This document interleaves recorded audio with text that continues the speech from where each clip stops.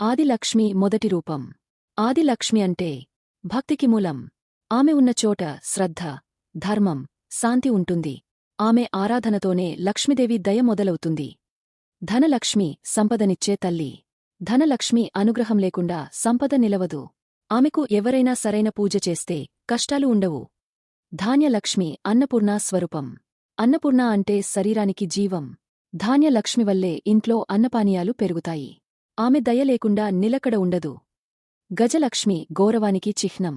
ఎవరైనా గౌరవంగా, రాజసంగా కనిపించాలంటే గజలక్ష్మి అనుగ్రహం అవసరం. ఆమె కరుణతో రాజయోగాలు దక్కుతాయి. సంతానలక్ష్మి కుటుంబ వృద్ధి. ఆమెను ఆరాధిస్తే సంతానం కలుగుతుంది. ఆమె పూజిస్తే కుటుంబం ఆనందంగా, సమృద్ధిగా ఉంటుంది. విజయం లక్ష్మి గెలిచే తల్లి. పోటీలు, యుద్ధాలు, సాహసాలు. విజయలక్ష్మి సహకారముంటే ఏ యత్నమైనా విజయవంతం అవుతుంది. విద్యాలక్ష్మి జ్ఞానానికి మార్గం.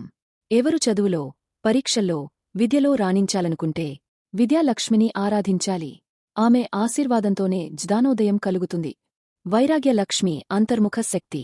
ఈ లోకంలో ఉండి లోకాన్ని దాటి ఉండే శక్తి వైరాగ్యలక్ష్మి వల్లే మనసు ప్రశాంతంగా మారుతుంది.